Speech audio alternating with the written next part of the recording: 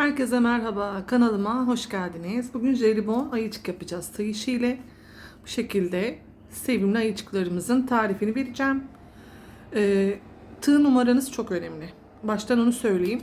Ve ipiniz çok önemli. Çok kalın bir iple yapmayın. Gazzal'ın ince ipleri var. Göreceksiniz zaten tuhafiye gittiğinizde. Gazzal, amigurumiye gidebilecek bir ip dediğinizde çıkartırlar. İnce bir ip. Onu kullandım. Bakın Alita Cotton Gold'da ördüğüm bu şekilde oldu. Ama ben küçük olanı daha çok sevdim. Onu da göstereyim. Bu birazcık daha bir tık daha kalın bir ip. Ama bu daha hoş oldu. Ördüğünüz zaman boyutları da değişecektir. Anahtarlık ucuna ihtiyacım var. İçerisini çok doldurmak için çok küçük elyafa ihtiyacım var. Siyah bir ipe ihtiyacım var. Onu da ben böyle etamin ipleri var. Onunla işliyorum. Katlı ipiniz varsa katını çıkartıp kullanabilirsiniz. Kalın bir ip kullanmayın. Dediğim gibi gazzal ya da daha ince yine ona yakın bir ip olabilir. Anahtarlık ucuna ihtiyacım var. Tığ numaram 2. 2'den yukarı kullanmayın. Güzel olmaz. Tığ numaranız da 2 olsun. İpiniz gazzal olursa çok iyi olur. Hep birlikte yapımına başlayalım. Şöyle ipimi göstereyim. Bakın ipimin kalınlığı bu. Yani inceliği şu. Diğer kalın ipi de göstereyim, anlayacaksınız. Normal hani ördüğümüz bu amigurumi ipleriyle arasında epeyce fark var. Gazzal demiştim. Şimdi yapımına başlıyoruz. Başla başlıyoruz. Zaten bütün gidecek. Sihirli halkayı nasıl yapıyorduk? İpimi daire şeklinde kıvırıp tığım içerisinden geçirdim. İpi de dairenin içerisine çekip bir sık iğne ile dairemi oluşturdum. Küçük ipte çektiğimde dairemin kapanmasına yarıyor. 5 tane sık iğne yapıyorum. Ne kadar sıkı örürseniz o kadar güzel olur. Yani çok bol tutmayın örürken. 2 3 4 5. Küçük ipimi çektim. Şimdi ilk yapmış olduğum sık iğneye batarak birinci sıramı oluşturdum.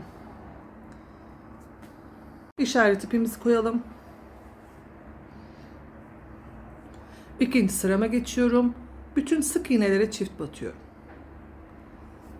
Bütün sık iğnelere çift batarak ikinci sıramda 10 sayısını elde ediyorum. 5 tane yapmış olduğum sık iğnenin hepsine çift batıyorum.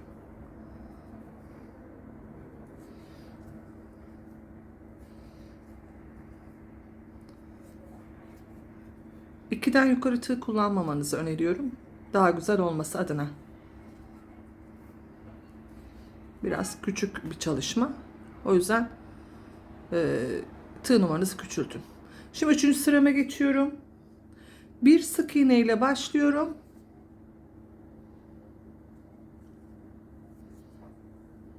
Bir sık iğne, bir çift.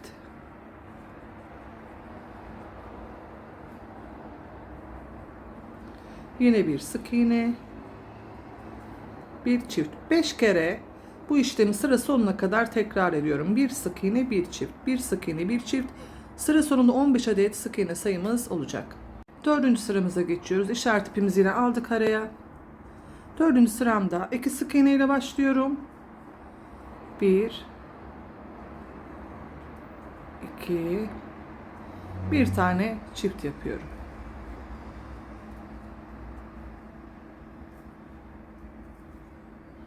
İki sık iğne bir çift, iki sık iğne bir çift şeklinde 5 kere tekrarlayalım yine. 20 tane de sık iğne sayımız olsun sıra sonunda. 5. sıramıza geçiyoruz. 5. sıramızda hiçbir eksiltme arttırmamız yok. 20 tane sık iğnemizi örüyoruz. Aynı şekilde 6. sırada böyle. 5 ve 6. sıralarımı hiçbir eksiltme arttırma olmadan düz bir şekilde örüyorum. Yani 20 tane sık iğne yapıyorum her sırada. 7. sırada yapacağımız işleme geçelim.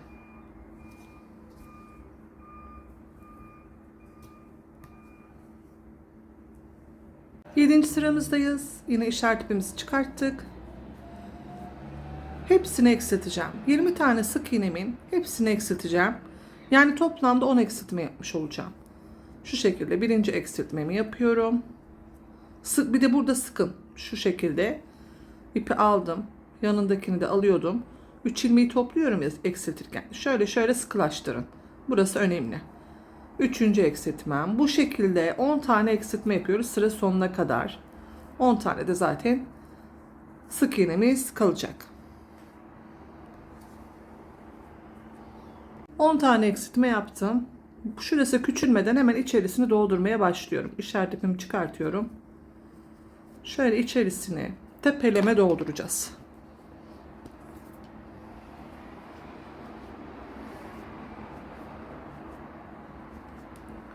Sıkıca içerisini doldurun. İyice hiçbir boşluk kalmayacak şekilde tığın arkasıyla ittirerek böyle dolduruyorum.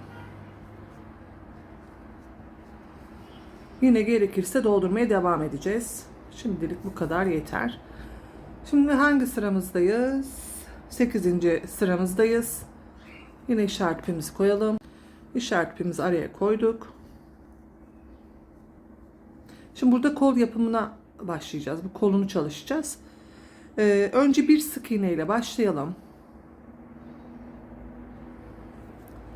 Sıkı sıkı örüyorum. Sonra yanına bir çift yapıyorum. Bir sık iğne, bir çiftle başladım.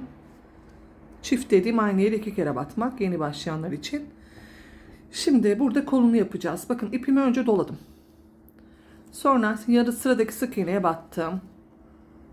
Çok böyle sıkı bırakmadan şu genişlikte bırakıp 2 tane ilmeğin içinden geçtim. Tığımda 2 tane kaldı. Yine doladım.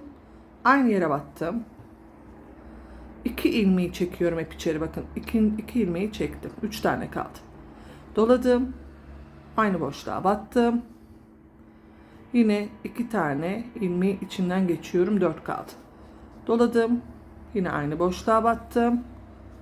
2 ilmeğin içerisinden geçtim. 5 tane kaldı. Bir tane daha yapıyorum. Yine aynı boşluğa hep. Yine 2 ilmeğin içinden geçtim. Toplamda 6 tane ilmek kaldı. Bir araya topladım. Bu kadar. Kolu. Daha sonra hemen yandaki sık iğneye, bakın şu şekilde tutarsanız bu kol daha güzel. Şöyle örmeyin. Şöyle arkaya doğru alarak hemen yanındaki sık iğneye bir çift yaptım. Elimle şöyle düzelttim. Bir çift. Sonra yanına bir tane sık iğne. Şöyle bir daha bir kontrol edeyim. Yanına bir tane sık iğne. Tekrar bir çift. Bu 6 ilmeğim kalan popcorn diyoruz buna. Ondan sonra bir çift, bir sık, bir çift yaptım. Şimdi ikinci kolu yapıyorum. Yine doladım. Aynı işlemi yapacağız. İpimi geçirdim. 2 ilmeği topladım.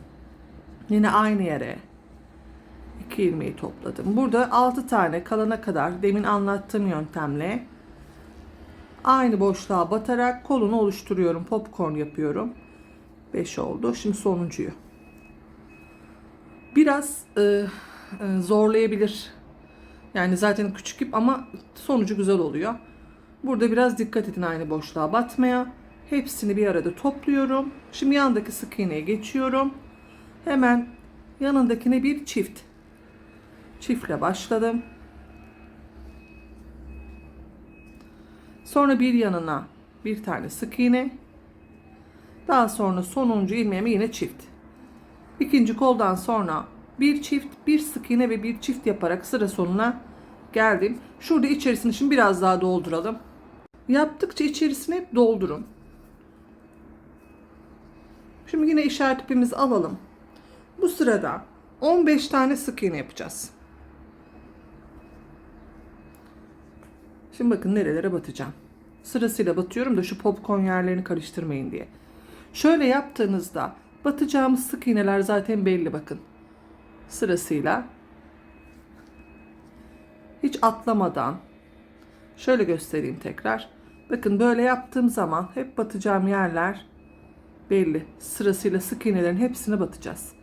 Hiç atlamamaya çalışın. 1, bakın hemen yanında 2, popcorn'un şöyle çevirdiğimde bakın tepesindeki sık iğne zaten sıradaki belli.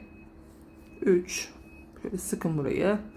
Bakın yine yanında bir tane daha var. Böyle yaptığımda sırasıyla sık iğnelere batın. 4, 5, 6, 7, 8,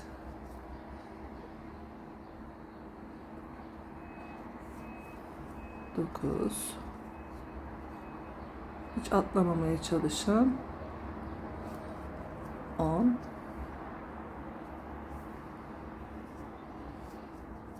11, 12, 13, 14 ve 15 tane bu sırada sık iğne yapalım. Şimdi şu bacaklarına geldik. Burada da bakın, şimdi diyelim ki 15 sık iğne yaptım ama hata yaptınız. Bir tane ileriye doğru gitti. Nerede olması gerekiyor onu da göstereceğim bacaklarına. Şimdi 4 sık iğne ile başlıyorum. Önce şunu bir yapalım. 1, 2, 3. Benim tam denk geldi bakın. Diyelim bir karışıklık oldu. Tam bu kolun yanında olması gerekiyor bacağınız. Bir sık iğne ilerideyseniz hemen buradan başlayın. Yani bacağın olduğu kısım hemen kolun şöyle biraz hafif çaprazında. Şu göbek kısmına falan denk gelmesin. Şimdi ne yapıyorum? Hemen bacağa geçiyorum. 4 sık iğne yaptım. 10. sıra sayıyoruz burayı. 9'da 15 tane sık iğne yapmış. 10. sıramız. 4 sık iğne ile başladık. Doladım. Burada da tığımda 7 tane kalana kadar yapıyorum popcorn. Biraz daha büyük.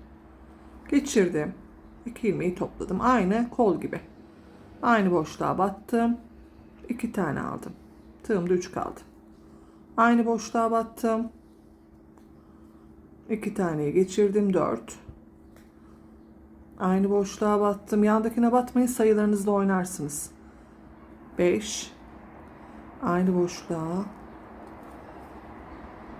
6 kaldı. Bir tane daha yapıyorum burada. Bacaklar biraz daha tombul olsun. 3, 6, 7 tane ilmek kaldı.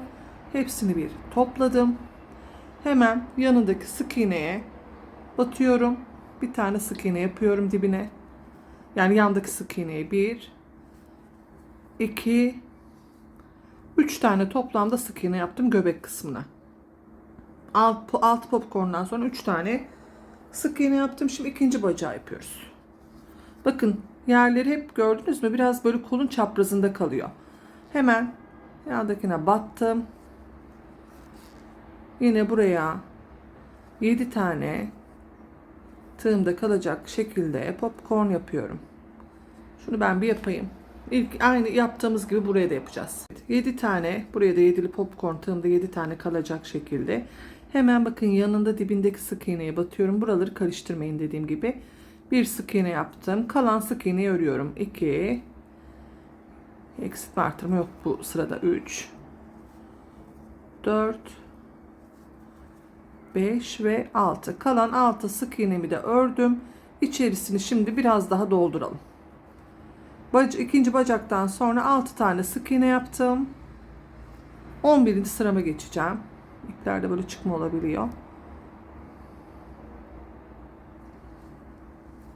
Şimdi içerisini sıkıca bir dolduralım yine.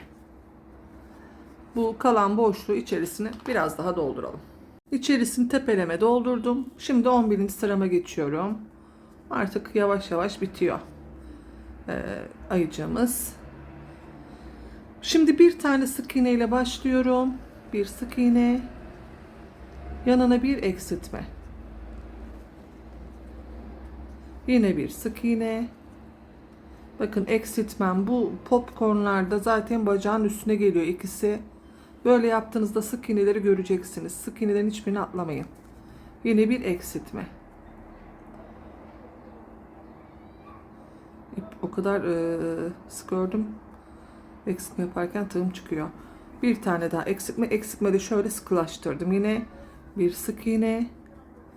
Bir eksiltme. Sıra sonuna kadar 5 kere bu işlemi tekrarlamış olacağız. Bir sık iğne, bir eksilt, bir sık iğne, bir eksilt. Daha sonra kapayacağız. Yani burası son sıramız olmuyor aslında. Bir sıramız daha var. 12. sıramıza geçeceğiz. 12. sıramızdayız. İşaret ipimizi çıkarttık. Artık çıkartıyorum. Gerek yok. 4 tane eksiltme yapıyorum arka arkaya. Bir eksiltme yaptım ve her eksiltmeden sonra sıkılaştırıyorum. İkinci eksiltmemi yaptım. Bu arada içerisini doldurun. Ben şimdi eksiltmeleri yapayım da size, ondan sonra ben doldururum, kafanız karışmasın. Üçüncü eksiltmemi yaptım. 4 tane yapıp eksiltmeyi bırakacağız. Sonra dördüncü eksiltmemi yapıyorum. Burada da içerisine sıkıca dolduracağım. Bu size küçük geldiyse şey yapın. Daha böyle eksiltmeleriniz azken doldurmaya başlayın. İpimi uzun bırakıyorum. Kesiyorum. Şimdi içerisinde dolduralım. Daha sonra şurayı kapama işlemine geçelim. İçerisini tepeleme doldurdum bakın. Şöyle küçük bir boşluğum kaldı. Şimdi şöyle ipimizi çekip sıradaki sık iğneye şöyle battım. Aldım ipimi dışarı doğru bu ilmeğin içerisinden çıkarttım. Sıradaki sık iğneye battım. İpimi aldım. İçinden çıkarttım. Sıradaki sık iğnem. İpimi aldım. Çıkarttım. Sanırım 5 tane sık iğneyi bu şekilde yapmanız gerekiyor. Evet, 5 tane sık iğnenin içinden geçiyoruz. Şu sona kadar. Şimdi bunu güzel sıkıyorum şöyle. Daha sonra hemen yanındaki şöyle boşluktan ipin dibine çıkıp buradan tığımla şöyle bir düğüm atıyorum. İyice şöyle çekiştiriyorum. Şöyle de düzeltin. Daha sonra ileriden gene tığımı ipin dibine çıkartıyorum. Elyaflarınız çıkarsa iğne yardımıyla yine ittirirsiniz içine, ama çok çıkmıyor sıkı olduğu için. Daha sonra şöyle çektirerek ipi dibinden kesiyorum. Böyle gövdemiz oluştu. Şimdi ne yapacağız? Şu burun, gözler var. Bir de şunu söyleyeyim. Bunu yapacaksanız bunu zincir çekiyorum ben. Boynuna göre düğüm atıyorum, o kadar. Yani böyle atkı yapacaksanız, ama küçüklerde çok gerekmiyor. Daha güzel oluyor böyle. Ten rengi olur. Açık bir renk, böyle kahve olur. Minik bir ip temin edin yanınıza. Şimdi burnunu yapalım. Önce kulaklarımız var. Yanlış söyledim. Önce bir kulaklarımızı yapalım ki burnu ona göre ortalayacağız. Şimdi bakın, sarı ipimi gene ne ip kullandıysanız burasını bakın şöyle uzun bırakıyorum. Daha sonra alıp tığıma sabitliyorum. Şöyle tuttuğumuzda bakın, şöyle tuttuğumuzda bu ilk başladığımız sihirli halkayla 5 tane sık iğne vardı ya. Oradan aşağı doğru bakın, şu kolla aynı hizada olacak. Kolla aynı hizaya denk gelecek. 1, 2, 3. sık iğne. Bakın ikinci sık iğnenin 1, 2 sonuna battım. Yani 3. sık iğne ve 4. sık iğne ile çalışacağım. Kulağı. Battım. 2 sık iğne, bakın şöyle. Burası 3 ve 4. sıram oluyor. Çıktım. Buraya bir sık iğne yaptım.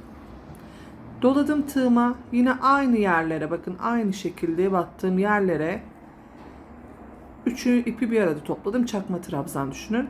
Yine doladım. Yine aynı yere 3 ilmeği bir arada topladım. Bu ikinci çakma trabzanım. Yine aynı yere bu sefer 3. çakma trabzanım. Bu ipimi de uzun bırakıyorum. Bağlayacağım ve gizleyeceğim kadar. Şimdi bakın şöyle bir görüntü oldu. Önden, şurası önü. Bakın bacaklar burada. Bu iki ipi bağlıyorum. Yani ön kısımdan bağlıyorum. Dibinden şöyle 2 düğüm atıyorum.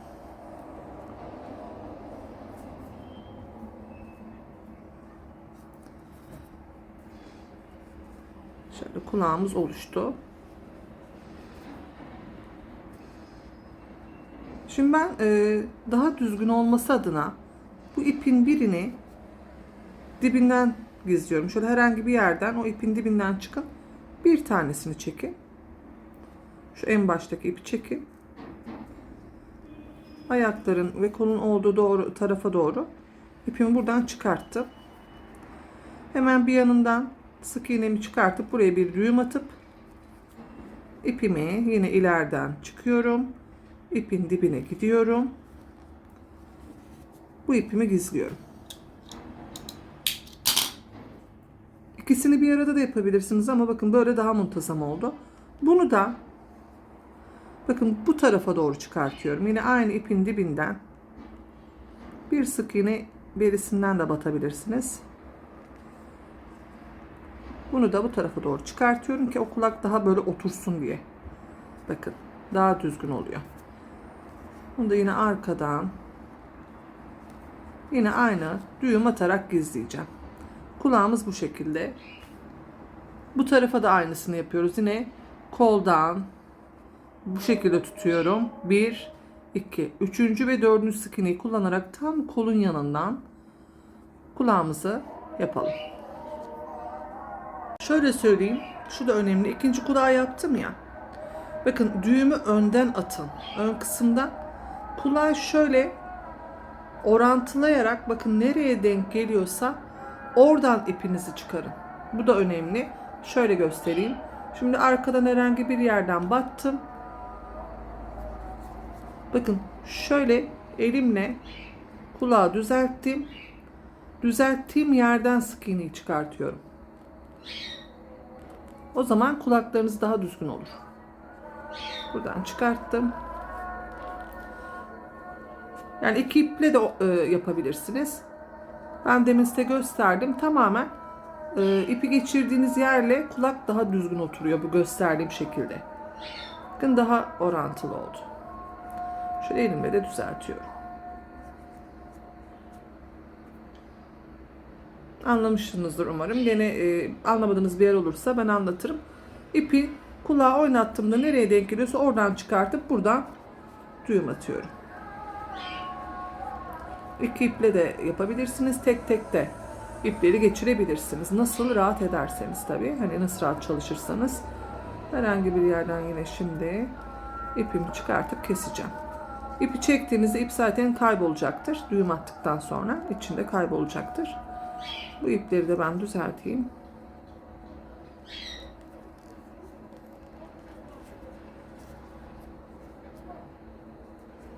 İki kat aldığınızda biraz daha tabii ki zor oluyor. Böyle ipleri tek tek çekmek gerekiyor.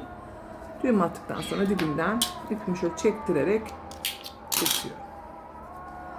Kulaklarımız da bitti. Şimdi burnunu yapabiliriz. Bunun için ince bir ip olmasına gerek yok. Elinizde olan herhangi bir gene çalışmanıza uyabilecek bir ip kullanabilirsiniz. Burnumuz kolay. Sihirli halka yaptım. İçerisine 6 tane sık iğne dolduruyorum. 1 2 3 4 5 ve 6. Kapattım sıramı. İlk sık iğneye battım. Kaydırmayla bu şekilde ipimi de uzun bırakıyorum dikmek için. Şimdi o dediğim videonun başında siyah ip demiştim. Etamin ipi ya da o incelikte bir ip gene alın. Şu küçüğü keselim ki içerisinde gözükmesin.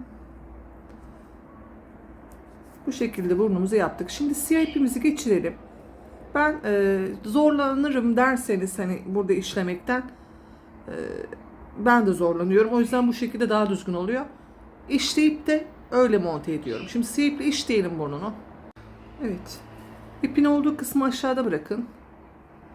Bakın hemen bir sık iğne üstten battım şu şekilde. Siyah ipimi çıkarttım. Sonra tam orta deliğe batıyorum.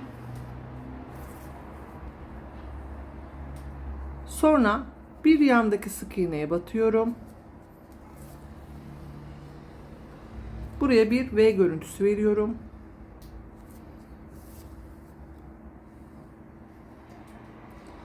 Yine bunun içerisine dolduruyorum.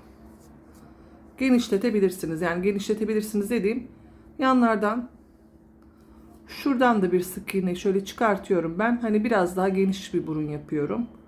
Şöyle göstereceğim. Bunun içerisini dolduralım şöyle. Yine bu üstteki sık iğneleri kullanarak.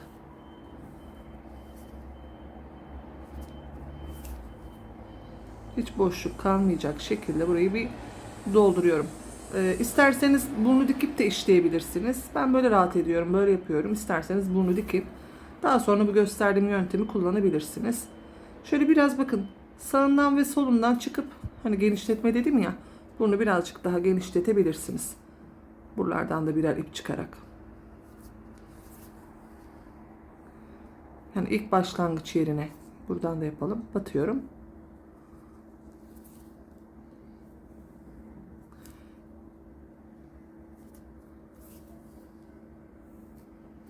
Şimdi bakın, bir bu uca en başa battım.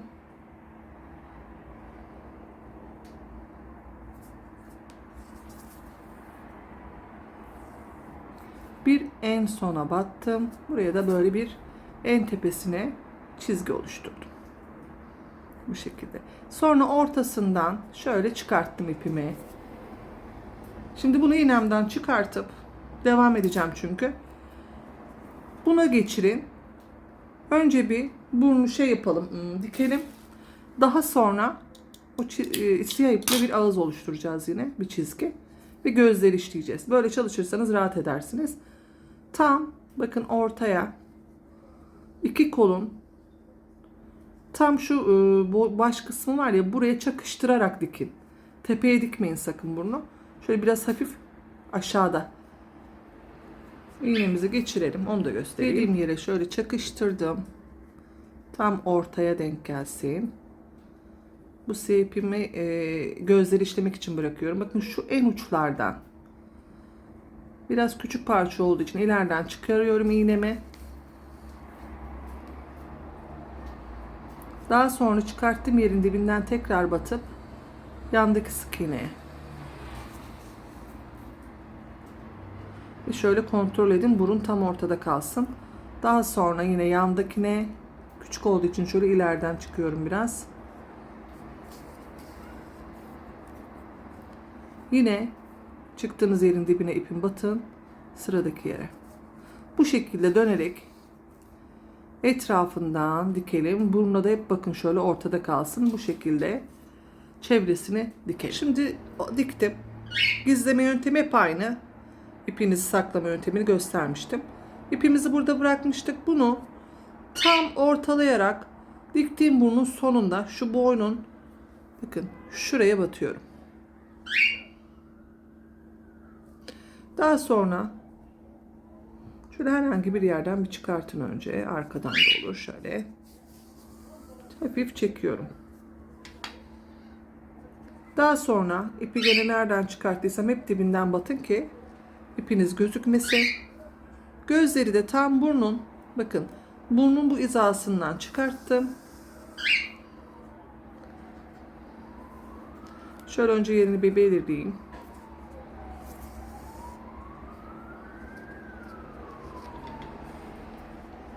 Bakın tam buradan çıkarttım.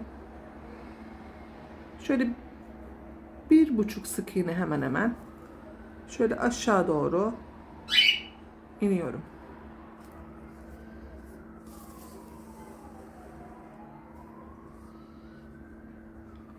Bunu bir kat daha geçiyorum.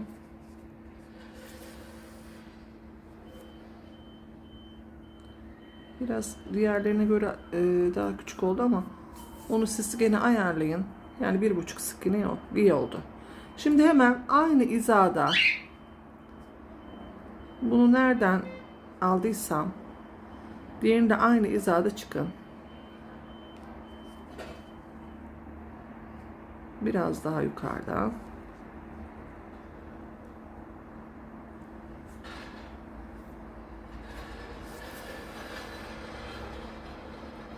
Aynı şekilde aynı hizadan bunu da hafif çapraz, aralara, boşluklara da batabilirsiniz denk gelmesi için. Küçük parça çünkü.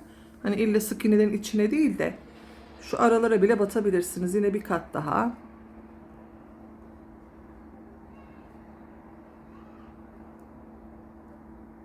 Şöyle tek katını almayın sarının. Bu şekilde. Çok çektim. Böyle çok çekerseniz hafif gevşertin. Ve bunu da 2 kat yapıyorum.